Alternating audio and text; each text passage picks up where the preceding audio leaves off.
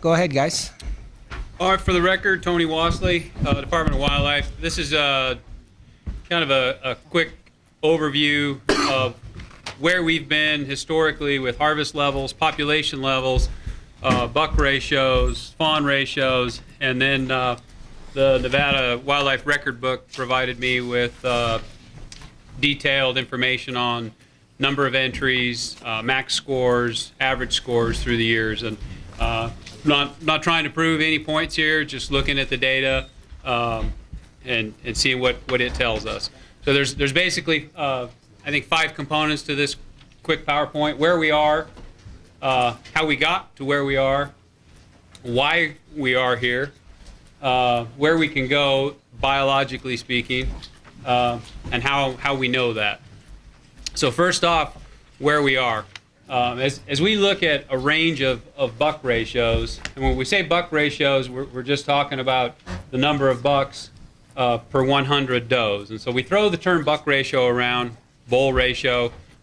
We throw those things around as though we really know, what they mean in terms of population dynamics and demographics. But I think it's really important to look at it, some relative differences.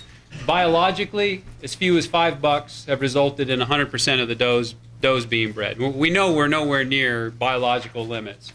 We're not suggesting that we go down to 5.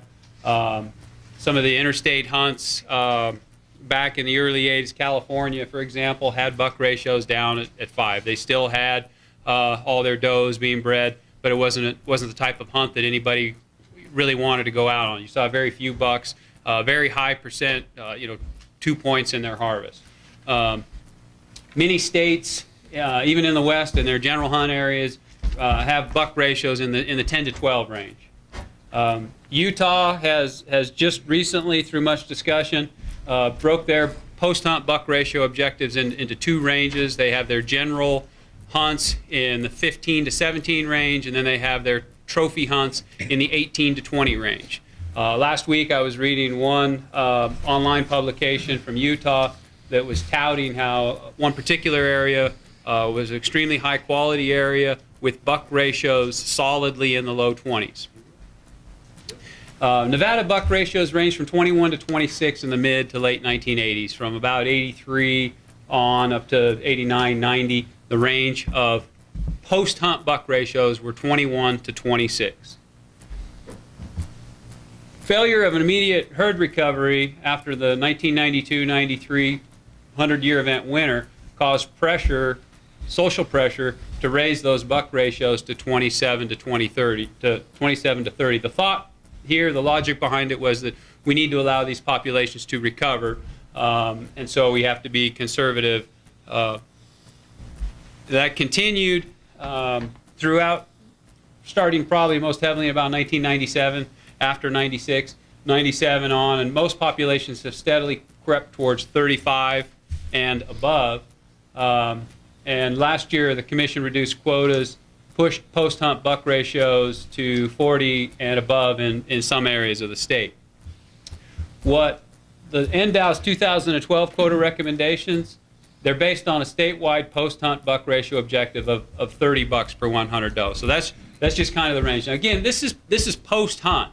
When we look at our survey data, when we look at our models, when we look at observed buck ratios, what we have some populations modeled with a pre-hunt buck ratio estimate into the 60s.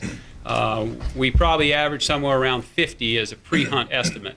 It's that pre-hunt estimate and the difference between that pre-hunt estimate and your post-hunt objective that really derives the quota. If you wanted to go to 30, but you were already at 31, you'd have very few tags offered. Part of the issue here is that 30 isn't bad. Most people agree with 30 as a post-hunt objective, but part of the problem is that we crept so high in order to get to 30. It's a sizable change from last year. So currently, where we sit currently, our pre-hunt estimate, approximately 1 in every 3 adults is a buck. A pre-hunt buck ratio of 50 means that 50 out of every 150 animals is a buck, or 33%. That's roughly where we are. How do we get here? Well, again, we had population peaks in 1988. 251,000 was the published population estimate that year. In 89, we started a drought, and we were in a drought pattern from 89, 90, 91, 92, 93, we had a 100-year event, a significant winter event that caused significant losses. That population didn't bounce back, as I indicated, and so we grew more and more conservative. I'm going to show you a series of graphs. I apologize for the small font on the axes. This is mule deer population estimate, and this is the magical apex of 251,000 by which all other years in Nevada are measured. We read it all the time how our populations are crashing and going extinct because people are cherry picking 251,000 and comparing all other years to this one apex.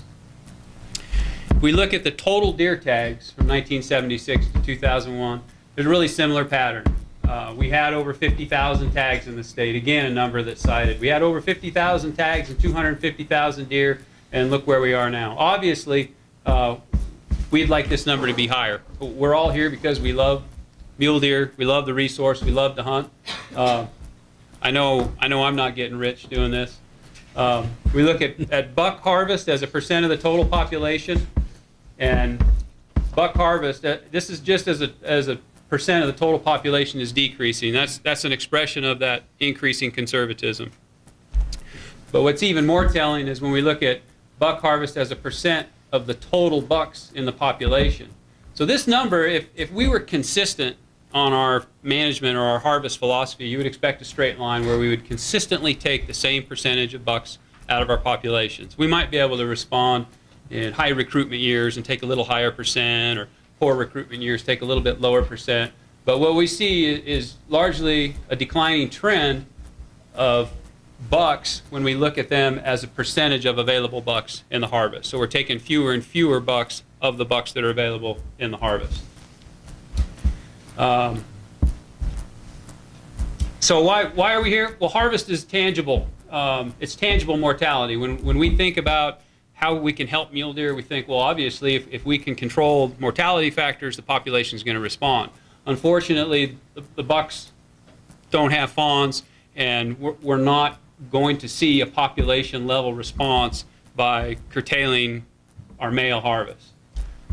Limited opportunity heightens expectation. So we had this catastrophic die-off in 92, 93. We saw a significant reduction in opportunity.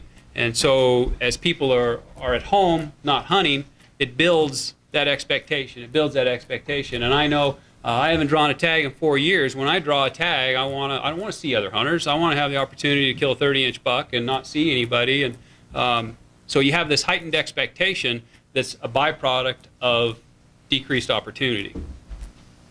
Why are we here as far as NDOW's recommendation? There's a couple factors. This year we had a good recruitment year.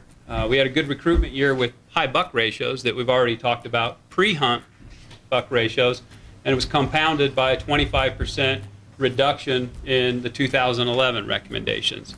So those are the main reasons why, at least the last point, why NDOW's recommendations are where they are with respect to mule deer. Where can we go? Again, biologically, we can manage our herds at 30 bucks per 100 does post-season and have both quality and opportunity. And in most areas, the majority of the state, we're very comfortable with the data that we collect and with what the model tells us. There's few exceptions in the state where we aren't very confident. Humboldt County is a good example. One of the areas that we need to commit more resources as a department to get a better handle, get better data. We've had a difficult time in getting significant sample size up there. The harvest trend has shown us that we might have a problem. And certainly, Mike said it earlier, and you may hear it several more times today, we don't have a sword to fall on. And it may be wise for the commission to consider Humboldt County's recommendations in lieu of our commitment to get better data and determine what's going on in Humboldt County. We can easily go from 1 buck in every 3 adult deer to 1 buck in every 4 adult deer. That's what we're talking about with this recommendation, we're talking about pre-hunt, 1 buck in every 3 adults, to post-hunt, 1 buck in every 4 adults. In 1985, we harvested to fewer than 1 buck in every 5 adults. Just some sideboards. How do we know we can go there? Well, because of where we've been. This is buck ratios, observed post-hunt buck ratios, 1976 to 2011. This is what's a statewide observed buck ratio from surveys throughout the state. And there's a trend line on here, it's kind of difficult to see, showing this increasing trend in buck ratios.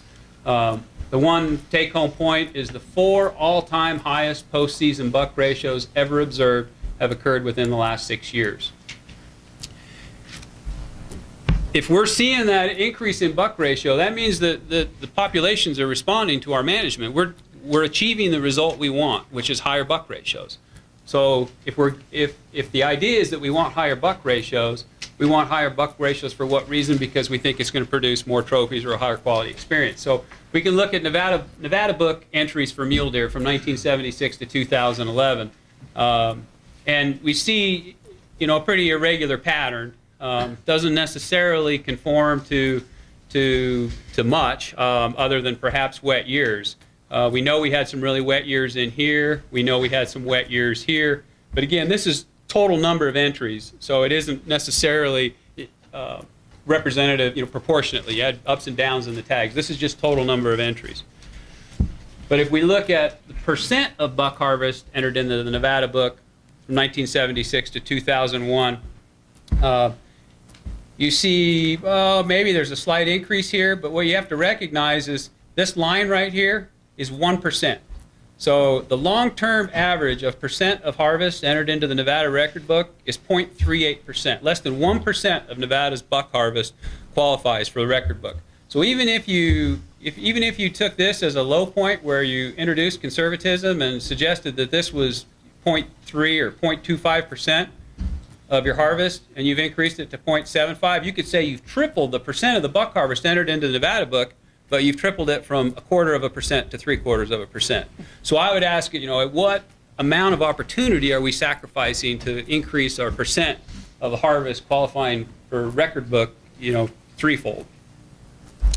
The one area that maybe you could argue that we're seeing some gains is in percent 4-point or better of the harvest, and certainly from 2000 to 2000 and this 2009 was a record year. A lot of these percent 4-point or better are inversely related to recruitment. For example, 2009 is one of those years where we had really low recruitment. In those years where you have really low recruitment, you don't bring a lot of spikes and 2 points into the population for harvest, so your hunter success goes down. However, the proportion of 4-point or better goes up, so you see that reflected. But even if you wanted to argue that you're seeing some increases in percent 4-point or better in the harvest, again, these lines are 5%. So you may see a 10% decrease in percent 4-point or better in your harvest, but if percent 4-point or better is 50% of your population and you harvest 5,000 animals, roughly 2,500 of them are going to be 4-point or better. So you're talking about maybe 250, maximum 250 more 4-point bucks statewide. Again, what opportunity are we sacrificing to realize those gains? So you've seen this graph already. This is buck harvest as a percent of the total number of bucks in the population. Again, we're seeing this. We're taking fewer and fewer bucks. And the reason that we're taking fewer and fewer bucks, we've already talked about. One reason is that we're going to let these herds recover. Well, bucks don't produce fawns. The other reason is that we're going to have higher quality. If we look at the maximum score and average score for the Nevada book entries from 1976 to 2001, this yellow line represents max score, and this red line represents average score. 5 of the 6 highest scoring bucks entered in the Nevada book were harvested before 1992. Average score and maximum score have remained largely unchanged. There's a genetic limitation to the size that these animals can attain. And what we're doing is not necessarily reaping the benefits of our intended actions. Again, observed post-hump buck ratio, so we know that we're successfully altering the post-hump buck ratio with our management. However, at the same time, we're seeing those buck ratios go up. 3 of the 4 years prior to 2012 are among the 5 lowest observed spring fawn ratios on record. We're seeing this declining trend in spring fawns. Twofold implications. One is it's speculated right now that in areas with limited winter range, that carrying a high number of bucks can cause a negative impact on recruitment by outcompeting fawns on that limited winter range. Another problem here, though, is that if we're limiting production by carrying too many bucks, then our herds are less productive, which is going to make it that much harder for us to realize the kind of population gains that we think we're managing. We may actually be doing the exact opposite than our intended actions. How do we know? I said because of where we've been. I want to just show you a quick comparison, 1979 compared to 2012. This is kind of a ugly table here. I had a hard time getting it in the PowerPoint last night. This column represents year. This is a population estimate, total number of tags, total harvest, buck harvest as a percent of the population, buck harvest as a percent of available bucks, and then the post-hump buck ratio and the percent 4-point or better in the harvest. So if we look at 1979 compared to 2012, we're going to compare these 2 years. In 1979, we had a population estimate of 112,666 deer. Currently, our population estimate is 112,000. The total number of tags approved in 1979 was 23,293. The current recommendation that's before you today for mule deer is 28,659. The main difference here is we're starting with a higher pre-hunt buck ratio, pre-hunt estimate of bucks than we did in 1979. The total harvest in 1979 was 11,000. There was no doe harvest, so the buck harvest was also 11,000. Since there is a small doe quota proposed before you today, I speculated what the hunter success would be like and figured it would be close to 50% with close to 1,000 doe tags. We would end up with a total harvest of approximately 11,390, resulting in, again, very similar buck harvest, nearly identical buck harvest as a percent of the population, nearly identical buck harvest as a percent of available bucks in the population. After this level of harvest in 1979 with this population level, the observed post-hump buck ratio was 30.1. Our objective is to reach 30. It's unknown, so there's a question mark. The same time we had this harvest, we had 37% of our harvest as 4-point or better. So people would say, okay, well, what happened the following year? Well, if we look at 1980, the population went up 15,000 animals. You had a similar quota the following year with similar buck harvest, actually slight decrease in the buck harvest as a percent of the population, increased buck harvest as a percent of the bucks, and still ended up with a buck ratio of 30 and a percent 4-point or better of 1/3 of the harvest. It's just by way of comparison. These recommendations are safe harvest level, biologically safe harvest levels, well below what has previously occurred. We're not currently realizing the intended benefits of our ultra-conservative quotas. There are no changes in many of the measures of success, record book entries, average score, max score. Our job is to make biologically based recommendations, not to second guess social expectations. And I think this probably should have been one of the reasons as to why we're here. And as biologists, we've been kind of wading into the social expectation game. We take a lot of pride in our job. We take a lot of pride in what we do, and we like a pat on the back. And if we have a county advisory board or a guide or outfitter or sportsman that have a good, high-quality experience out there, and we can contribute to that, and we feel good about that. And I think what's happened is that we've waded into that social arena maybe more than we should. I think our job as biologists is to be objective and provide a recommendation of what could safely be harvested. And I believe that these recommendations, with the possible exception of Humboldt County, are levels that can be safely harvested throughout the state.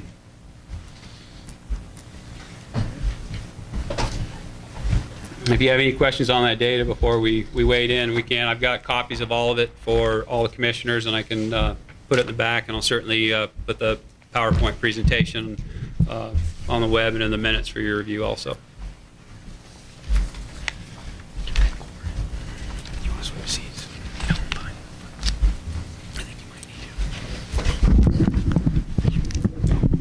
Any commissioners have any questions? Commissioner Moray? Thank you, Mr. Chairman. The question I have, so I can just kind of clear up for me about your objective and possibly where we go from here. You're saying that we have a higher buck-to-doe ratio than the 30, and your objective is going to be to get to 30. With that in mind, with normal conditions in winter of 12, 13, your quota, what would you project your quota recommendations if you get the harvest levels that you're hoping for? What would your quota recommendations be for 2013 compared to 12? All other things being equal, they would be less. Because currently, as I indicated, we have some areas that are into the 60s as a pre-hunt buck ratio estimate. Statewide, we're probably at 50. But what really drives the model is recruitment. We had an above average year of recruitment this year, but it's not going to put us back up to 50 or 60 in some areas. So if we used 30 as a post-hunt objective and shot, no pun intended, shot for 30 every year, you get there in 1 year, then you maintain it with lower quotas. Any other questions? Yeah. Oh, Commissioner Rain. Thank you. In the what do they call it? Justifications, several items in here. One of which is what the maybe it wasn't exactly expressed in here. Is what is the confidence interval around these estimates? Like 112,000 mule deer in population. I believe there's a footnote in the book that states it's plus or minus, what is it? Does it say 20 or 20%. Plus or minus 20%, and that'd go for base. I believe that shows for all estimates in the book. Is that? Yeah, probably. And do we know how that was arrived at? How we got that? I mean, why is it not 10% or 40% or? Could be 10%. It could be 40%. I think we were conservative in that, like we are in much of what we do. Okay, so, okay, in here it says higher percentages of bucks in the herd do not equate to higher quality deer. What data do we have to show that? We just went through it. That doesn't show that. Anyways, not even a little bit. Okay, but may in fact limit fawn recruitment via competition. What surveys do we have to say that? What data do we have to say? We can, I've graphed fawn recruitment and buck ratio for every area in the state. In the areas that are winter range limited, there's an inverse relationship. Conversations with biologists around the West through my association with the Mule Deer Working Group, as I represent this agency, has indicated they see similar patterns in those states. What data do we have to show that they are winter range limited? Do we have carrying capacity estimates for those areas? I mean, you can look at Area 6, where 90% of the crucial winter range has burned in the southern portion. I don't know what more data we would need than 90% of our winter range destroyed by wildfire to demonstrate that we have an area that's winter range limited. What about Area 10, for example? That's where the biggest chunk of the doe tags are. What data do we have to show carrying capacity of that range? the data we have is, despite the fact that we have a statewide fawn recruitment of 37%, the rubies continues to linger at 24 fawns per 100 does. This year is not realizing any growth in a year where actually the population estimate was adjusted slightly down. That's indicative of a population that, despite having 130, 140, 150% of normal snowpack, it's not growing, it's not responding. But we are supposing then that it is habitat carrying capacity limited with no data, basically. And supposing any other possibilities. Perhaps, is there any other possibilities out there? There's What about the always other ones? possibilities. We've handled 150 deer in the rubies, plus received 150 samples on top of that from the previous doe harvest. We have a number of indicators that are consistent with the indicators you would expect to see in a population that's limited by carrying capacity. One of which is we don't see animals much over the age of 10. Another is when we look at successful production in a healthy population well below carrying capacity, you can have fawns get pregnant. Certainly a high percentage of your yearlings get pregnant. In the rubies, we had less than 20% of our 2-year-olds with fawn, any evidence of nursing, corpora albicans counts on the placenta. So we're not seeing significant recruitment or production in our does until they reach 3 years of age. So they're not reproducing or not successfully reproducing until they're 3, and then they're not living past 10. Those things are consistent with the idea of a population at carrying capacity. I know that you have a hard time understanding carrying capacity and you're looking for direct measures. There are no direct measures of carrying capacity. They're indices, and the animals tell us where they are with respect to carrying capacity. All the direct indices of carrying capacity in Area 10 are indicating that population may be limited by the habitat quantity or quality. However, there appears to be to disregard any other factor, and that's what I can.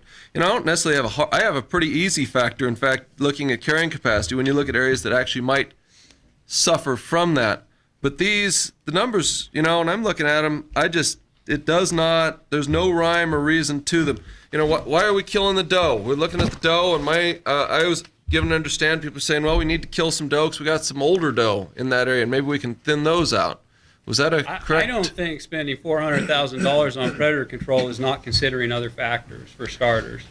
In the Ruby Mountains, in Area 10. In Area 10 in general. As far as the age of doe, I believe that study that did up there with the doe harvest, I'm trying to remember how many doe it was, but a significant number was harvested. 485. And we had about 3.4 year average, I believe, was the age of the doe that were harvested. That was the average of the age in the doe. I don't recall. Roughly. And so, have a lot of relatively young or prime age doe within the population, and yet there didn't seem to be any other indices that, those reports that showed. Your assumption that part of the justification was that we'll shoot the old does is, first of all, inaccurate. The idea, we don't expect to cull just the old does. It would be unreasonable to expect hunters to age the deer. That's why we age them, to get an idea of the age class, because we feel that they're harvested in proportion to their availability, not like bucks where you have a bias because people are harvesting for bigger horns, and typically there's an age bias present. I'm repeating what I had heard from Area 10 Biologist as to the, and some of it is from literature, and some of it's within the last couple of years, as to why you'd want to harvest does in those areas. Not my my personal opinion on the matter. The carrying capacity is a major issue, and we're presupposing it, and yet with no measurements of the range. We got no measurements on the range. You're not going out there and saying, well, Area 10, it didn't all burn. Well, what about Area 14? It's set some wonderful peering habitat that's untouched. You go in other areas, and that's, if we don't have any measurement that showing, well, it looks good, is it really bad? Why should we be worrying about that if we have no direct measurement? It does not appear we have any direct measurement of those, and based upon no scientific on-the-ground data, we should not suppose, some of this burned, some of it that's burned is some of the best habitat out there within a few very short periods of time, as some of the Area 10 range that I walked out there and saw. Some of that area stuff that burned 20 and more years ago is some of the best habitat maybe in the whole range. I don't know. Very good regardless. And yet nonetheless, despite those good areas, I struggle with trying to point out that it is carrying capacity. Why are we slaughtering deer when they used to have such huge numbers? And go back on your chart, back into the 60s and more, the numbers were back up again. And back then, I know, speaking with other biologists stuff, maybe the 60s were even higher than it was. It's a little hard to tell because of the different measurements, and we've had that discussion, but just general is that, now we're using helicopters and stuff. Before it was huge numbers of deer back then. We're not only cherry picking the top in the 80s, there was huge numbers, whatever they were, back in the 60s as well, and at the end of the 50s. Throughout much of that period's time. Then there was a crash, and then they came back. But we're trying to say now that perhaps it's carrying capacity limited, and I just don't see any data. Is basically where I'm to support that. I wish I could see data, and then if we could see data showing it's carrying capacity limited, yeah, I'm good. But there's just, where's the data? Where's the data? Well, can I just respond? I mean, I guess maybe I'm hearing something different from the department than you are. If the average age of the doe, breeding isn't occurring until age 3, when it should be occurring at age 1, isn't that data?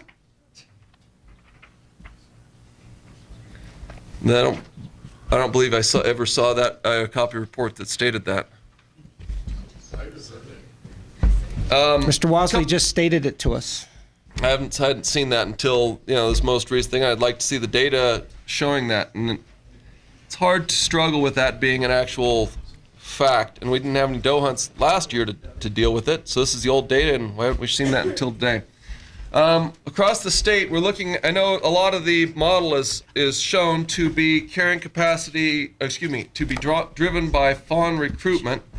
And we look at the different areas throughout the state, a lot of them we're showing increases in population despite decreases from last year, from 2011 to through 2012 levels. And every one of those areas that I saw had decreased from 2010 to 2011, and now 2011, 2012. Specifically, for example, let's go with areas 032, 034. The fawn to doe ratios was 45 last year, 40 this year. We're projecting mild population increases. We're looking at areas 071 to 079, 091. We're showing fawn to doe ratios this year 35, last year 42, and yet we're showing 600 increase in the population. And area 20, 201, 202, 4, 5, 6 was 47 last year, 30 this year, and we're showing stable or slightly increasing population. So I'm trying to figure out what other factors are affecting those areas, because if it's largely driven by fawn recruitment, there must be some other factors involved. Survival is hugely good. What is it? It's a correction of the model. That's why it says plus or minus 20%. The longer a model runs, the more accurate it becomes. You can find areas in there that have fawn ratio, fawn recruitment above which would be required for growth, where it'll be slightly decreased. Whether it's the inputs of the model, model's telling us that perhaps, harvest, you take a high harvest out. There's a number of factors that go in, but simply because there's no magic line of 35 fawns equals a growing population and 27 equals a decreasing population. There are a number of other factors. It's within that confidence interval, so you can see those patterns. The number of surveys that are done, I was looking at the number of surveys done in the last 10 years, and this would not include the most recent year. Like, for instance, area 015, 021, 022. I mean, we had fall surveys in the last 10 years in those areas. I believe we had 2, and then 022 was 1 out of 10 years. I say it does not include the most recent year. Areas of 4 up there. In part of it, we had 1 out of the last 10. The other part, we had 4 different surveys. Most of area 11, we had 3 out of the last 10 years. Area 14, we had 3 out of the previous 10 years. So a lot of these areas, you know, we're missing huge numbers of surveys. How in those interim years are we coming up with these ratios? Are we extrapolating from the previous years? Maybe you can go over that a little bit. Yeah, I'd love to. Actually, we've been victimized by our own successes. We have elk in so many places now that we have elk hunters with the expectation that we not disrupt their hunt and fly, which has caused us some inabilities to survey certain areas when we want to. We also have priorities with areas. You have limited resources, and so what we try to do, realizing that the models is only as good as the input, garbage in, garbage out, we're better off focusing and doing a really good survey in 2 areas than a crummy one in 4 areas. It's high risk activity. The better job that we can do, the more we can justify our time in that helicopter. In off years, what we do is we monitor the harvest data. We continue to look for a change in hunter success. We continue to look for a change in percent 4-point better in the harvest. And in many of these areas that lack data, that are skipped in a year, you'll see. You can look at the harvest data in those areas. You can look at the quota in those areas. We use the biological, how hard we may be hitting that population, what we may be expecting of that resource. We use a number of factors. If we had an impact in an area like a fire, if we're doing a predator control project in an area, those are all areas that are prioritized. And it's impossible to fly every area every year, especially given the success we've had with elk. When you fly an area and you have some unclassified deer, what do you do with those unclassified deer? We look at it as part of the sample size, but the input does not go into the model. It gives us an idea of how many animals are there. We can look at long-term trends in sample size, but it does not affect the ratios and the input in the model. In past meetings, I know I'd asked a lot about, to see the raw data sheets, and we've never been able to come up with those raw data sheets, and I had hoped that they would have been made available. And one time, about a year ago, I contacted the group that we'd had work on the database, and at that point in time, they hadn't seen any. What's their name? Max, or anyways, they hadn't seen any raw data sheets. I'd only been able to look at one where I actually saw raw data sheets, and that was interesting because there were, and this would be actually the one that's posted online. It's interesting. There are discrepancies within it. Because when you look at the raw data sheet, for example, we're talking area 14, the only raw data sheet I've ever been able to see was the fall, would have been November 17th, November 19th in area 14. The numbers, the unclassified deer are sorted to within those hunts. Specifically, the 151 bucks were classified, were actually classified, 441. And in that, and yet in the model, it's shown 158. 441 were actually classified in the way of doe. 449 were written in the model. 255 fawn, and yet 259 were shown in the model. And there happened to be 18 unclassified deer, and yet 7 of them ended up in the doe, and 8 in the fawn, and 8 in the doe, and 4 within the fawn. So I'm clearly, at least in the only example that I've actually been able to see and try to verify data. For starters, I have no idea what you're talking about. But secondly, it's the ratio that's going in the model. The sample size has no bearing, has no effect on any input in the model. So it could be 1 million animals. You could extrapolate it to 10 million. It wouldn't have any. I'm looking at the effect. numbers that were inputted into the model, and they're wrong. But it's the ratio. It's the ratio that drives it, not the sample size. And the numbers and the ratio, those numbers as they were inputted, they weren't put in within the same ratio as the actual surveyed numbers. I mean, if they were, why were there, of the unclassified, I assume that's where the numbers came from, because how else you can get an 18 extra deer? Why were there 8 doe and 4 fawn, and the fawn numbers are almost half what the doe numbers were? The only one I've ever actually been able to verify, and it's wrong, it's off by a few points, And I was wondering, well, maybe I'm reading it wrong. So I asked, happened to have asked an ex-Endow employee that nearby to look at it, and came exactly the same numbers I came up with in it. So we're looking at 4 or 5% difference in the ratios there, which worry about. Why don't we have all copies of all? I mean, to verify that, we need to verify the data and make sure the rest of it is not similarly twisted.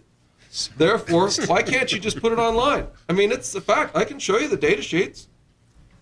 You've seen them? Why don't you drop them off after the meeting today with us? Yes, sir. Thanks. No problem. We'll take a look But at it. But there are, I'm submitting commission. It is a fact. Their input is wrong.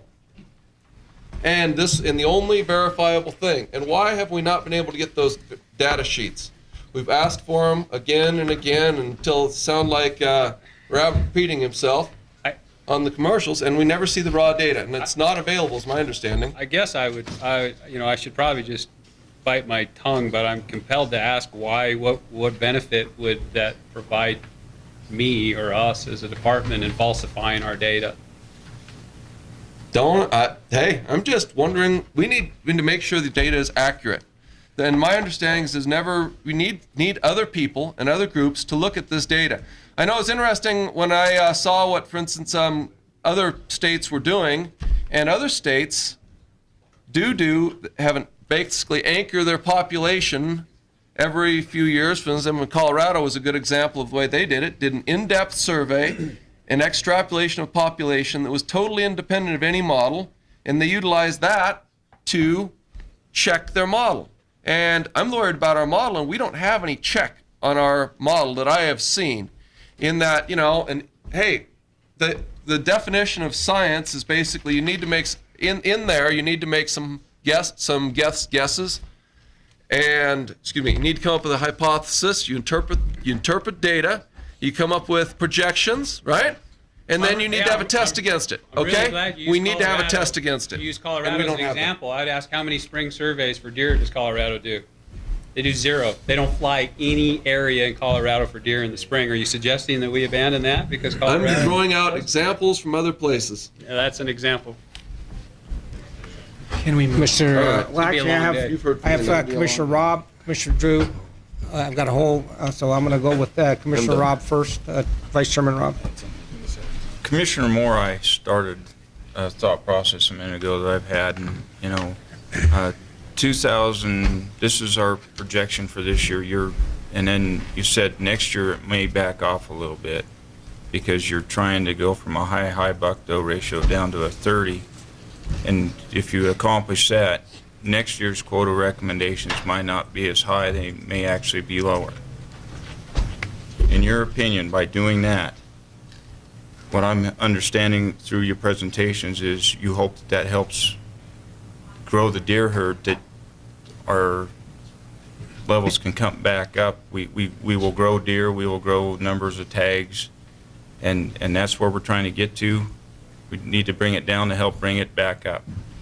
That's probably the more speculative part of it. I guess I see us sacrificing a lot of opportunity for, at least according to the data, no measurable benefit. I don't know. My best guess would be that we could see a measurable increase in recruitment on areas that have high buck ratios and limited winter range. Will we see a big jump in our population estimate? I don't know. Probably not. Depends on recruitment. Yeah, and what I thought you were going to say with that is that can you get there a little bit this year and more next year, and that certainly may be the case. The questions you have to ask at that point are, we have areas where we've been chasing bull ratios and chasing buck ratios, and again, that's part of the second guessing the social process. And for us to have a unified front and a biologically based recommendation, we came with the package we did. You don't know what next year is going to bring. It could be a great year. You could realize the benefit of carrying a lot of bucks. It could be a bad year. You could lose a lot of those bucks. But this year, there's a lot of opportunity. Whether we decide to take advantage of that opportunity in 1 year or spread it over multiple years, that's a social question. We've given you a number that biologically can be supported and still have opportunity and quality. We feel at 30, which we feel is extremely conservative, but the rest is probably social. Some of the demographic things that are going to occur are not going to occur overnight. If everything was equal, we have good moisture this summer and this next fall, we would think that does going into this summer in good shape are going to continue to have another good fawn crop. If we take a lot of those bucks out, we feel that the survival rate could go up 1, 2, 3 percentage points of those fawns in any given winter. And then as that builds, you're going to have more does, more bucks, more does breeding. So over time, you should be able to build and be more productive, but it's not going to happen overnight. And it is contingent on this next year's recruitment. So we could have a lousy summer if it continues with the moisture patterns, what we're hearing and realizing. We could have some real poor fawn numbers next spring. And it could negate anything that we're suggesting, at least in the short term. But at the same time, if it's going to be a crappy fall, a difficult fall and winter for all deer, your bucks are going to take it in the shorts, your adult does are going to take it in the shorts, and your fawns are too.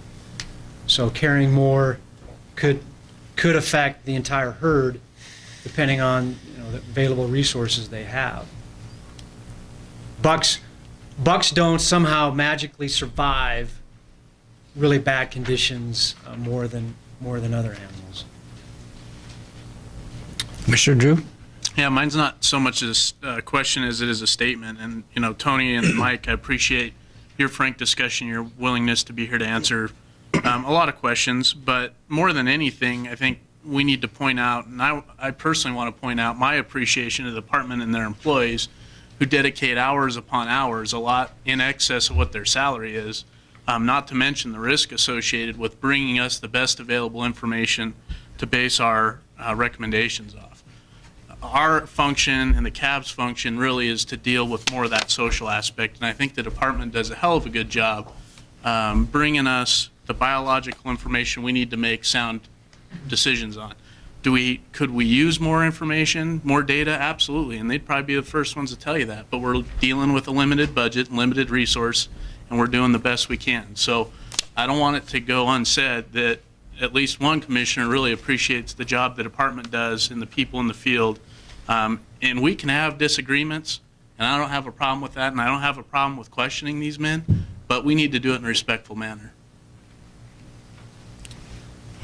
Good point. Commissioner Howell? Oh, Commissioner Moore, excuse me, and then Commissioner Howell. Go ahead, sorry. Thank you, Mr. Chairman. Something in my mind that I think is important to consider. Everybody here, sportsmen, no matter what business you're in, something that we need to consider and keep in the back of our mind. We're not dealing with perfect science where you can push a button and get the exact result that you wanted from pushing that button. And in our business, we deal with this constantly because we're dealing with animals. And we're constantly inundated with the sales of products that are supposed to increase production, therefore put more money in our pocket. Some of these products we use, we find out at a later time that maybe it didn't work, or maybe it didn't work as advertised. I compare that with the management of our game herds. We may look back on a product that was sold to us to perform a certain goal. Still, the reason it didn't work falls back onto habitat or feed that we didn't have or that we didn't provide. So now we're back to the habitat deal, and I've been on a tour of Area 10 where I've been shown degraded habitat due to pinyon juniper encroachment. This is stuff that you can actually see. There was an old chaining, and we could compare. We could see in the highly encroached areas dead bitterbrush plants, no grass plants, no forbs, nothing left there. Then we went to an area that had been manipulated, and the habitat was good. It was good for livestock. It was good for mule deer. It was good for songbirds, sage grouse, everything. And that's why, in my mind, you can see that the department is recognizing where the deficiencies are and working toward improvement of those deficiencies. There's heritage projects for habitat manipulation. So we're working toward a goal, and the quotas that we set here today I don't think anybody in this room can say exactly what is going to happen, and we can study, we can look at all the statistics and all of these numbers with an objective that we're going to do something, but we're looking at a constantly moving target.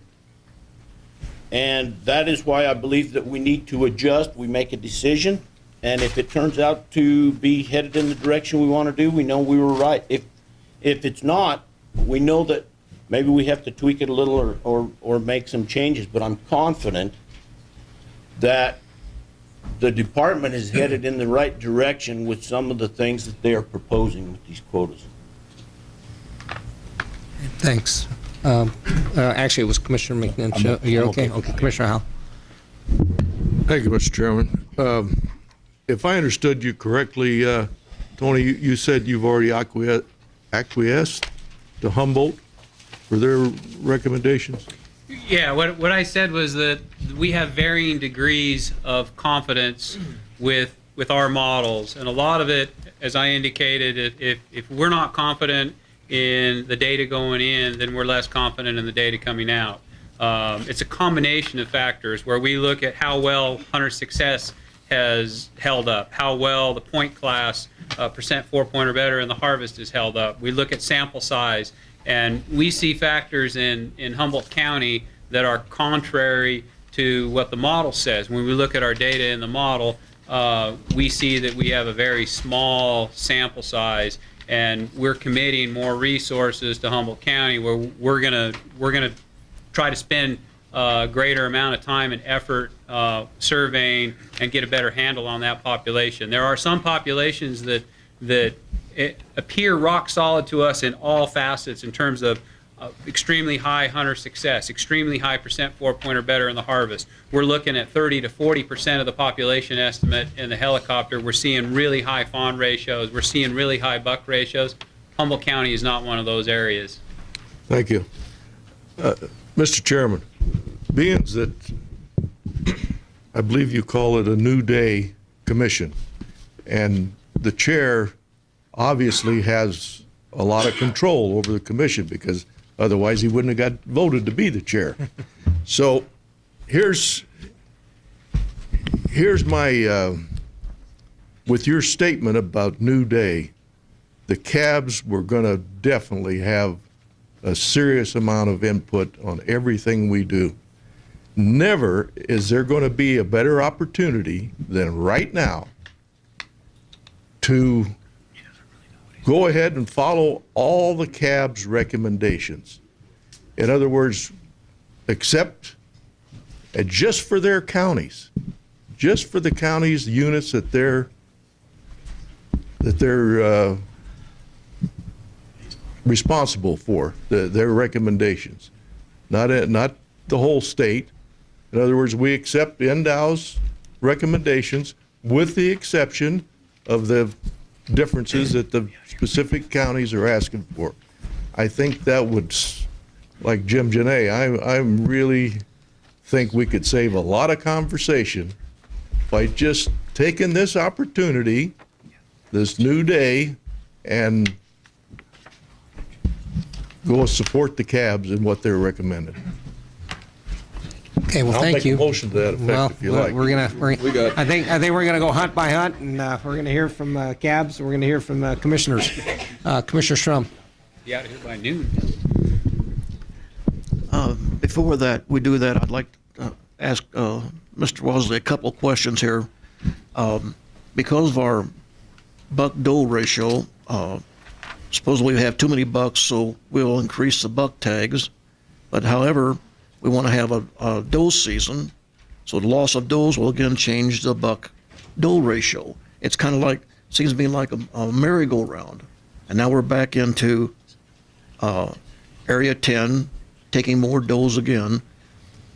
Can you explain to me, are we taking does because of the lack of carrying capacity? And can you make carrying capacity real simple for me? Like how much does a deer eat a day? I'll do my best. We have 3 antlerless mule deer hunts proposed. All right. 2 of those areas, Area 5 and Area 6, experienced some catastrophic fires, and the thought in those areas is to try to lessen the competition on an already limited resource. Area 6 is probably the best example in the state where, as I said earlier, over 90% of the crucial winter range in the southern portions of Area 6 has been lost to wildfire. And what we see in Area 6, and may not be reflected in our data sheets, but when Ken Gray was in there as a biologist for 20-some years, go out in the spring and do ground counts. He's counting dead deer on the ground that died that winter and trying to characterize them by age and so he can account for it in his model. And what he's finding in that winter range is dead deer in the rocks. There's no structural cover. It looks like the moon out there. There's nowhere for those deer to get out of the wind, and there's nothing for them to eat. As a last bastion, they go up into the rock piles and they try to huddle into the rocks where they can get out of the wind.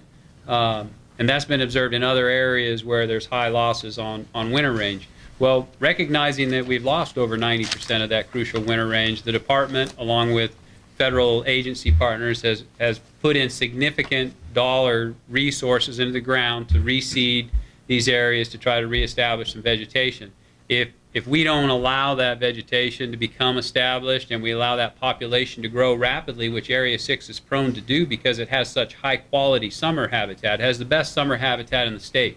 The Independence Range is incredibly well watered and it produces on average 10 fawns per 100 doe, higher than the next highest area, long-term average. So you have a very productive summer range, and that's one of the reasons why it produces such high quality bucks as well.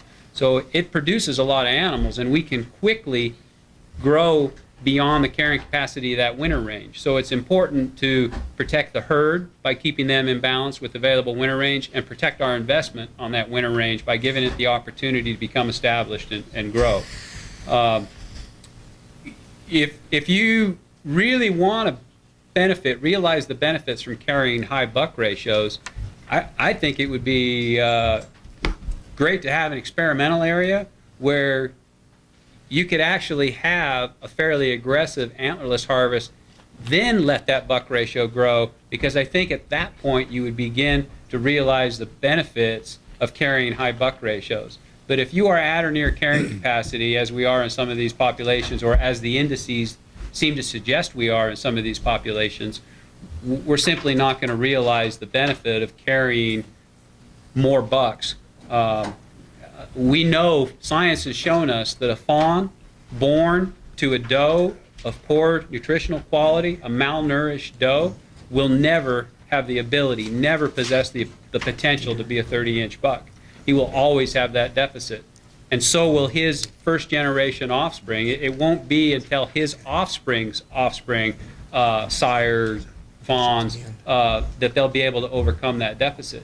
So we know that we have does of poor body quality condition in a lot of these areas. We have 550 collars on does. We've handled does in Lander County, Eureka County, not Eureka, but Elko County, Humboldt County, Carson, Douglas, Washoe County over the last several years, and we've been able to determine that we have does of poor poor body condition. We haven't had to kill them to do that. We've ultrasounded them, and we've done blood work and done body condition scoring, ultrasound them for subcutaneous fat. We know for a fact that we have does in poor body condition.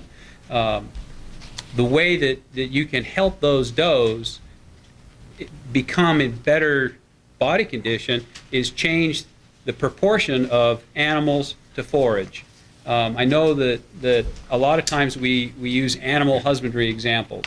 And I've heard you say, well, I don't understand the doe hunt. It's like telling a rancher, we're going to increase your herd and we're going to kill your cows. But for a rancher, the money comes from production. It comes from those calves. If he's got 100 cows, and because he doesn't have enough feed for them all, he can only produce 50 calves, and they're not really big, strong, healthy calves, he can cut his herd size in half. And with mule deer, because they twin and triplet, you can have a much more productive herd. Not only do you have more production, so you have a lot of more animals coming through your population, but now you have a higher quality buck, or the potential to grow a higher quality buck because it's born to a doe of higher body condition, higher nutritional quality. I don't know if that makes sense, but it's counterintuitive. It's one of the most counterintuitive things in wildlife management. Well, you know, you use the rancher as an example, but the rancher can also go out and buy more He can sell. feed for his animals. You're exactly so right. he doesn't have the loss. Right. But my And we concern can't. is, and like in the We don't. rubies again, we're back in the rubies for another. I know we study the rubies a lot, and it's a prime area, and now we're back to another doe hunt, and it just seems to me when you talk about carrying capacity, and I've been up there lately, and it looks great, and it just seems to me that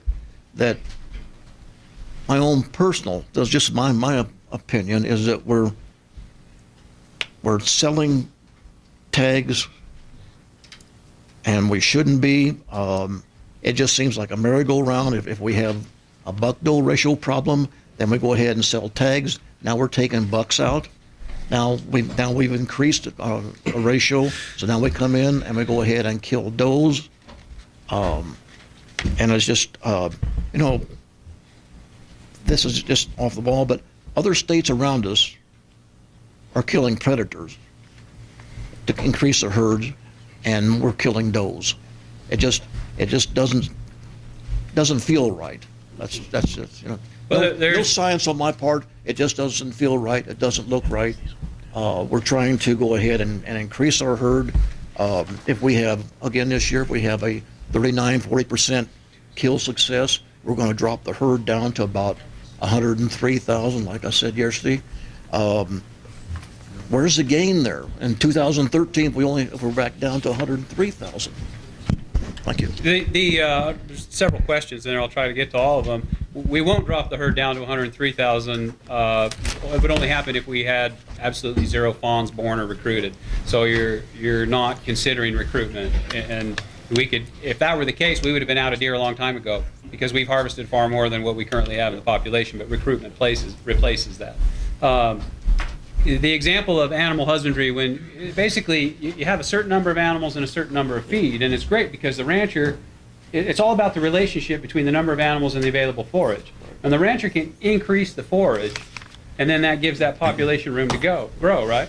Well, we can't as easily increase the forage. We do what we can, we work with our federal partners, but we can't increase the forage. So instead, we create that gap by decreasing the number of animals out there so that they're healthier, can grow more, can produce more, and produce better quality deer. The problem is that instead of looking at production, we look at absolute numbers, and we look at 251,000 and say that's where we were, so that's where we should be, and we'll never kill another doe until we get back to that point. And it's counterproductive, and we've seen the data from that, and it's showing us that we're not realizing the intended benefits from that management strategy.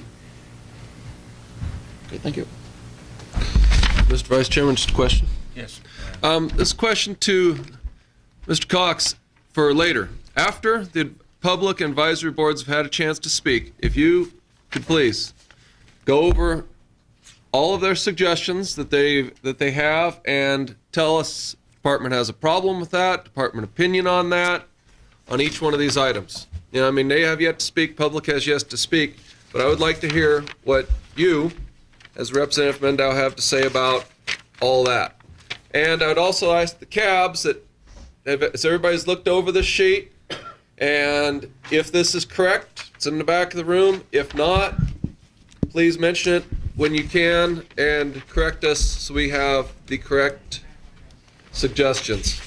Mr. Chairman, point of order, were you out of the room when he made this suggestion? What was this? His suggestion is to stop what the process is No, and have us later. go back through and then comment Later. on this a priori. You know what that word is? That's the cabs. Now, Caps. this is the list of recommended. From the cabs. I can repeat what I asked since you're here. I asked Mr. Cox if, once the public and the cabs have finished speaking, if he could please comment on any of these suggestions, if the department had anything to say on any of these suggestions at that time. And I also asked the cabs to make sure that this information was correct, and when they speak during public comment, to tell us whether or not this is indeed correct. Okay, That was well, it. I think we're going to follow the process that we normally follow, the way I see that we're going to do this is that we're going to go hunt by hunt, and the cabs that want to come up and make suggestions to to the recommended quotas can do so. We also what we've done in the past is that you've accumulated all the information, the comments from the cabs, and you'll actually mention that in each one of the hunts. That's what we've done in the past. And then after the county advisory boards have come up and made their comments, we'll bring it back to the commission. The commission will discuss it, and we'll vote. That's how we've always done it. I don't see any reason to change the way that we've always done this. If anybody has any other commissioners have a comment, I'd like to hear it. But that's what I'd like to do. Grant. Thank you, Mr. Chairman. I just had a quick comment, and I wanted to thank Mike and Tony for coming up and giving the presentation. I mean, that's about as clear as we've ever gotten in a description. You had a chance to ask questions, and I appreciate that they've come forward with that. And I want to make sure to thank them for that, because it seems like it was implied earlier that we may have the department making up data and putting it out there, and I have no reason to question there's no reason for them to make up data.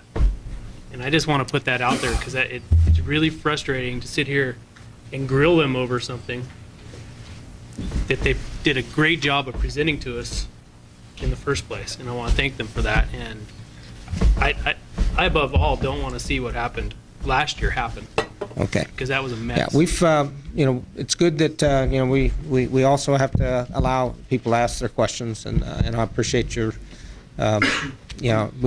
Mike and Tony, appreciate you guys, fielding the questions. But I think we've now done that, and I think it's time to move on in the process. Vice Chairman Rob, do you have a comment? I have one quick comment, and then we can move on. But I'm going to pick on Ken and Tony here for a minute. I thought I had a aha moment with Ken Mayer in this room 6 months ago or so when we talked about Ken's deer hunt. When Ken applied for a deer tag last year, you drew Area 15, and I talked to Ken on the phone, and he was excited about drawing Area 15. Great buck-doe ratio, everything's great, things are going to be great. And then Ken Mayer came home empty-handed, and it was warm weather, there was multiple conditions, and Ken's hunt didn't go as Ken had thought it was going to go. And I thought, I've got you right there. I really thought I had that aha moment. Here, I've got you. What you're seeing out of the helicopter isn't translating to the hunt on the ground. And so I'm thinking, okay, I want to get the biologist reconnected with the hunter, because I think when you took the game warden responsibility away from the biologists sit at home on weekends, or they actually go hunting on weekends, and they're not talking to the people in the field. So I'm thinking there's a disconnect between biologist and hunter, and I thought through Ken Mayer's own view, he may have seen some of that disconnect. So I was talking to Tony Wasley about that, and I said, hey, Tony, I'd like to see you guys get back in the field and start seeing what the hunters are seeing. And Tony put it back on me. He says, you know, if we start doing that, we're getting into the social realm again, and we're biologists. We need to do biology, and you're a commissioner, and that's why you do the social things. So, you know, I've had some aha moments that I thought I was going to use against you guys in this very meeting, that now I'm back to, you know, I want you guys to be biologists and let us handle the social issues. And I might comment that I did pass up a 25-inch 4x4 with a heavy frame that I've already killed many of them that size, so I walked away from it.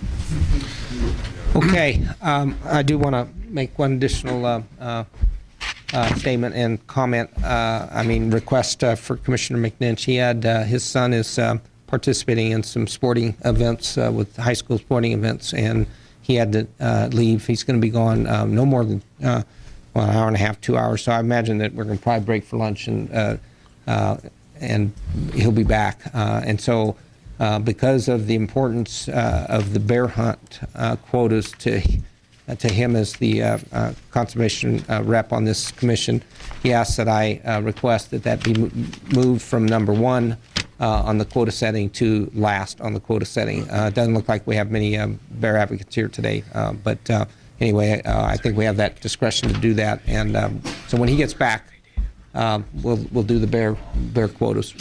So we'll go ahead and start the process. And again, like I've said, in the same fashion we've always done it. Last disclaimer. Please, sir. And that was one of these. I have applied for tags in various of these hunts. So has my son for the first time, and as a sportsman's rep, I have done so, and that will not affect my decision in these matters.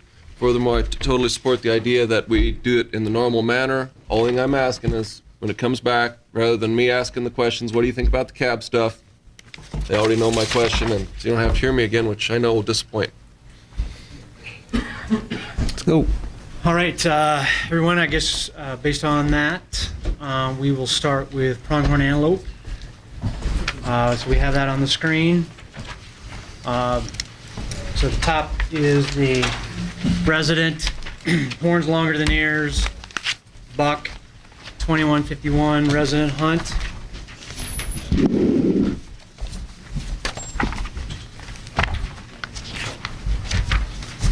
We did have one alternative recommendation from Mineral County.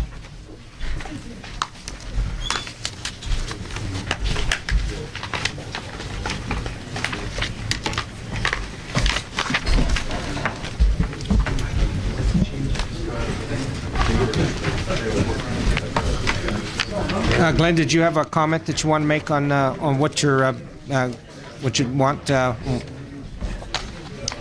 Glenn Bunch, Mineral County Advisory Board. Probably one of the things that come to light or headed this off is it was the very first item on the booklet that we handle. If it had been any other one, there may have been something else. But anyway, on this one of my board members couldn't understand why the tags went from 21 to 29.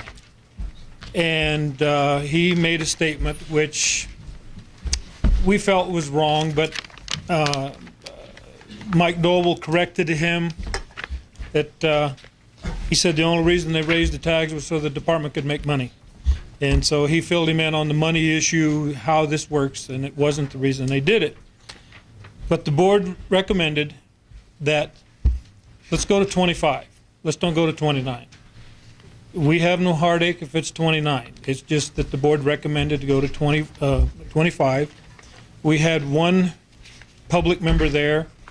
He received an award yesterday here, and he asked me here, what was that all about? Why did he take that opinion? I said it was his own opinion. So we have no heartache with whichever way you go. Thank you. Okay, thank you.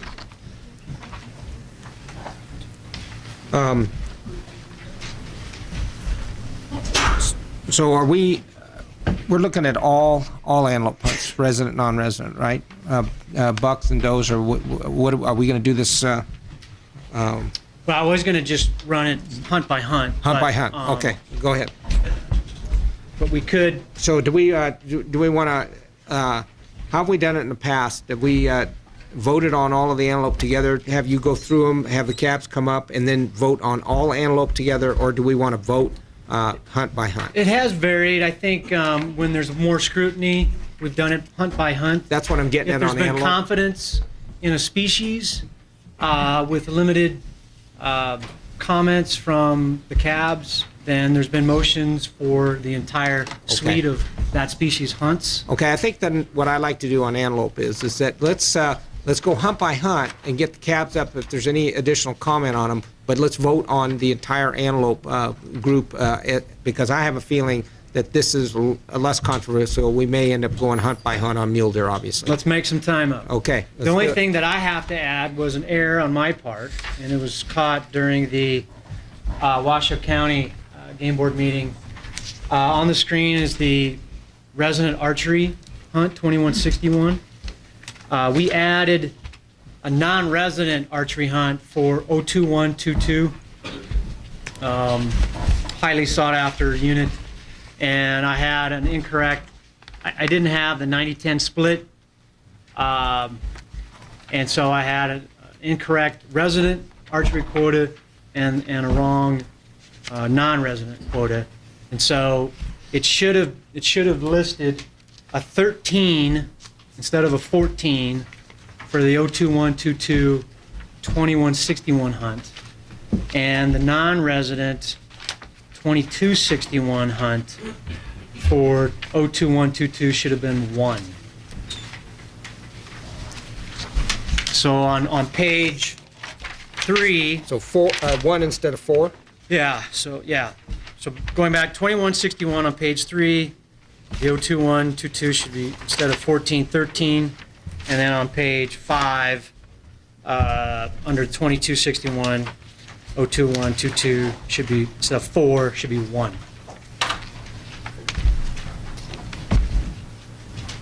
Okay, do we have any other county advisory boards on the antelope hunts? Any additional comments on the antelope hunts?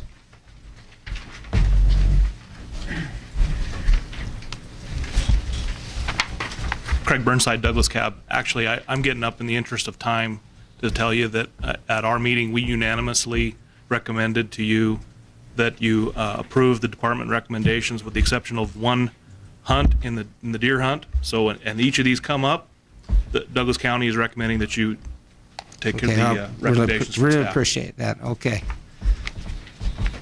I would almost request that the first time a cab comes up, if they could say the same, whatever their position is, that would be great. Try to make this move along a lot quicker. So, okay. Seeing no additional cab comment, go ahead and bring the antelope hunts back to the commission. Any commissioner with comments on the antelope hunts? Commissioner Rain. Question about Mineral County's comments. What do you think of that? Their suggestion for 29 to 25? We support our 29. Don't have any, do you have a problem with theirs or? We support our 29. Thank you. Any additional comments? Okay, I'm looking for a motion on antelope hunts.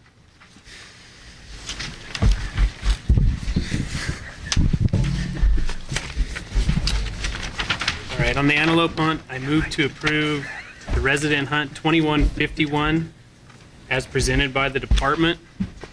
Hunt 2171 as presented by the department. Hunt 2161 as presented by the department, changing 021 and 022 to 13 from the 14 as it was listed. And hunt 2181 as presented by the department. Hunt 2251 as presented by the department. And hunt 2261 as presented by the department, changing 021 and 022 from a 4 to a 1. Second. Okay, I have a motion, a second. Any additional comment on the antelope hunts? Commissioner Rain? Move to amend the motion to incorporate Mineral County's suggestion on 2151, 205, 206 from 29 to 25. Second. Okay, what we'll do is, do we have any additional comment on the amendment to the motion? Go ahead. The only Commissioner thing I'll say to that is, given Mr. Bunch's report, I would lean in favor of providing the extra opportunity. It kind of sounds like they're more or less indifferent to it, so. Okay, thank you. Any additional comments on the amendment to the motion? Okay, we're going to go ahead and vote for the amendment for the motion. All in favor of the amendment, go ahead and indicate by saying aye. Aye. All opposed? Nay. Okay, I've got a 5-3. The motion to amend fails. We'll go ahead and vote on the main motion, which is to approve the antelope hunts with the 2 modifications that were mentioned in the motion. All in favor of the motion, say aye. Aye. All opposed? Motion passes. Unanimously.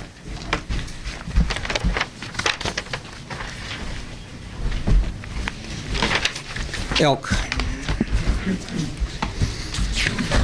All right, we have elk up next. We have comments, not a ton, a few comments on the resident antlered bull 4151, the main any legal weapon rifle hunt. And then 3 different counties having some alternative recommendations for the antlerless cow hunts, any legal weapon hunts, and those are certainly tied to the hunter congestion issue in the month of October during the rifle hunts.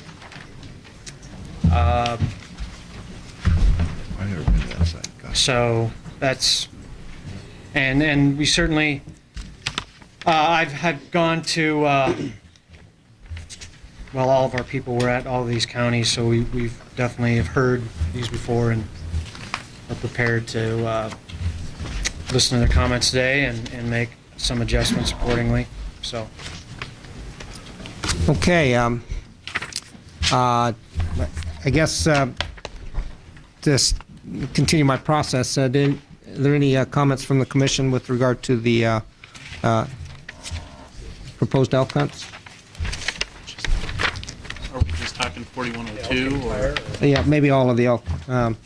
Or do you want to wait until we hear from the cabs? I'd almost rather wait until we hear from the cabs. Okay, let's take it out to the public on the elk hunts. County Advisory Boards or anybody else in the public have any comments on the elk hunts and your recommendations that were made to make changes? Come on up. Troy Smith, Churchill County. We did make a recommendation on the antlered hunt 4151 in units 161, 171 to return the quota back to a 2010 level. That's what the quota was, 12 tags. In 2010, last year, the department recommended 1 tag in that area. This board restored that to 10. This year it's recommended back down to 8. We feel that there's really no biological reason to cut those tags. The elk are there. They're well dispersed in that area now. And this is one of the more sought after tags in the state. And we feel that maybe the opportunity ought to be given to the sportsmen for that. Not sure on Nye County's opinion. Maybe if they're here, they could state. But thank you. Thanks.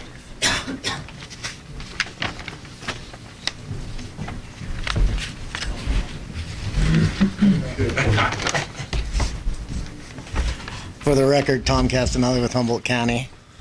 Our recommendation was for 4102, the any legal weapon hunt in area 072 and 074. As we all know, we've moved the muzzleloader season out of the general rifle season cow hunt to this date, and we had to keep the general rifle season at the same time as the muzzleloader season. We moved that muzzleloader season for some conflicts with cow hunters hunting over the top of rifle cow hunters hunting over the top of the muzzleloaders. Now, due to the 2 seasons being together, we've got actually bull hunters hunting over the top of muzzleloaders. So our recommendation was to accept the muzzleloader quota, keep it the same, and knowing that we moved that season for the landowner tags that were sold and also a military deferment tag that would have to be run at that time. That was the reason we kept the rifle season open. I feel we should drop the tag numbers for the general rifle hunt to 2, or Humboldt County feels we should drop the early season tag quota to 2, moving those extra tags to the mid and late, splitting them. That would put 69 tags in the mid-season and 78 tags in the late season. That'd be 7 more tags on each of those seasons. I believe this will really save conflict. I hope that the landowner tags will heed that there's muzzleloader hunters in there at this time, and I will be with the I do have some conflict too. I'll be with the military deferment tag, and I know that group will be more than willing to heed to the muzzleloaders that are in there and not try to step on any toes. Because this is going to be a big problem, I think, for this year. Thank you.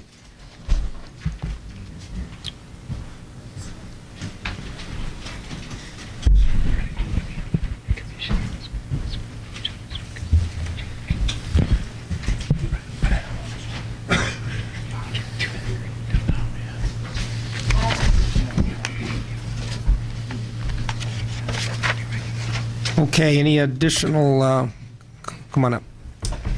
Thank you, Mr. Chairman. Ken Wellington for the record, Elko County. Tom gave me the courtesy call on this, and therefore what I did is I called back in February, you recall there was an issue with this, and the guide showed up, and a couple of his hunters showed up also that had already committed to this hunt. So I gave the gentleman a call, spoke to him. He has major concerns because he has obligated or has some commitments from those individuals if somebody was to draw. So he had some concerns about that. He's in the area all the time. Obviously, in that area, I think we're pushing our objective levels anyway. We have commitments to ranching in that area to make sure that we stay within that. Pushing that into the late or mid to late hunt is only going to make additional pressure within that. What it's going to do is it's going to push a lot of those elk up into the wilderness area up there. So we need to take some off right off the top. The hunt can sustain it. The department will let you know that, I'm sure, if you ask them. And again, we do have commitments with ranching within that area, and we need to make sure that we reach objectives and stay within our levels. Thank you.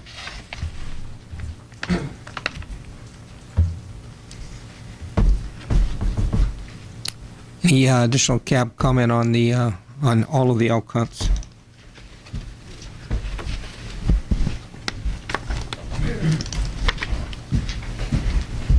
For the record, Corey Lytle, Lincoln Cab. On the antlerless 4181 hunt, we're recommending on the 222 early and 222 late, the split be reversed. Basically, recommending in the early hunt 60 tags and in the late hunt 260 tags. What you're going to have is an increase in congestion with the early rifle deer hunt year after year after year. We've seen this in the 231 hunts. And we think the hunt quality on both sides, for both the deer hunters and the elk hunters, will be better on that early hunt, that October 1st, October 20th hunt, and then put the bulk of the tags in the later season where there's no other hunting conflicts. The averages on success are going to be right there. There's not going to be a huge difference in success. Same thing for 223, 231, 241, 242. We recommended going 80 tags in the early hunt, October 1 to October 20th. 228 in the late hunt. The reason I chose 80 on that is because in 2010 we gave out 76 tags on the early hunt. In 2011 we gave out 84. So I just split the difference between the last 2 previous seasons and went 80 on the early. Same situation. We have you got guys on the deer hunt that have waited 4, 5, 6 years to draw a deer tag, and we just want to make it a better hunt. You're going to have better success with the deer. You're going to have better success with the elk by doing these things. So that's what we recommend for them. Okay, thanks. Corey? One note too, and I'm not sure what the model kicked out, but we did recommend an increase in the 222 unit based on more tags in the late hunt with the possibility of a low hunter success. Last year on the single season, they had a real high hunter. I mean, they had, I think, almost 50%. And so we assumed that. I just don't know where the numbers exactly fell. Thomas?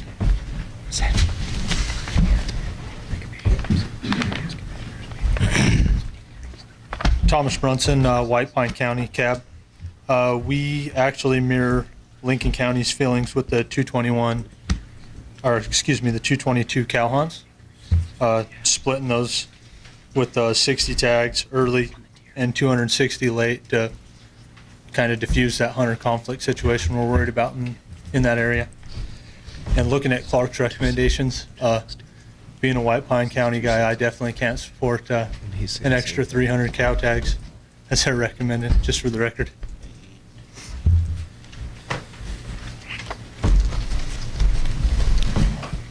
Come on, Dr. Dixon. For the record, Paul Dixon, I actually asked Corey Lytle to speak first since the units up in Lincoln County are there, that we actually had things on which were 111 early and late, 122 early and late for the elk hunt. And the discussion that we had and was brought up by Thing is really kind of didn't settle so much on the fact that we were harvesting the elk, but we wanted to have good hunter opportunities. And with the combined seasons of mule deer and elk overlapping in that area with things, we thought that it would be best to move more of the elk hunt to the late season and increase the number of tags that you would have in the late season, because hunter success tends to be lower in the late season for snow and a host of other reasons. I used a factor of 1.5. I think, Corey, you guys used 2. It's a little higher. We had no scientific basis for that other than we just thought it was there. It's kind of a social experiment that I'm asking the commission to look at to find out whether or not moving the tags and increasing the late stuff, we can still meet our harvest objectives, and whether or not we have a little better hunt quality in the earlier hunt for both the mule deer and the elk hunters. So that's why we made those recommendations. Thank you.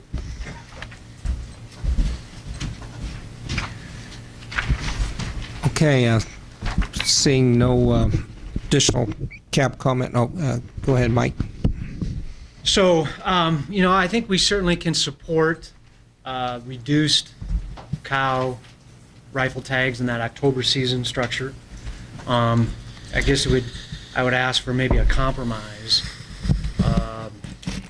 For example, Area 23 and Area 24, we look at last year's success, and Corey is right. We've been trying a balancing act when we've had that October season, because we typically have higher success. Trying to push as many cow tags in there as possible, but within the appreciation for that deer hunt. And 112 certainly is the highest that we've had in there ever. And but at the same time, that late season, last year we only had 24% success, and I think we've seen 160, 170 tags. Maybe there's a 200 tag limit of running into each other, but it's we're either gonna maybe enhance the deer hunters a bit in October, and we're gonna have to pump a lot more cow tags in that late season, assuming we're gonna probably have a 2 to 5% drop in success rate. But I think we're definitely willing to reduce those October, both in 22 and 23. Okay, could you, I just want to, we have looked at some of the numbers and have assumed lower success rates as you build that tag quota in that late season. You're going to have some competition. You're going to see a slight lower success rate. So just in order to meet our population objectives, as we go with a lower take quota in October, we're going to ask for a commensurate or additional increase in those late tags using a slightly lower success rate. Now, one thing I would want to add is White Pine County only recommended a change in that split for the 221 and 222, and they didn't make a change in the 111 through 112. That Clark County did. We're talking with our Eastern Region folks. Area 11 is one of our deer herds that is certainly in the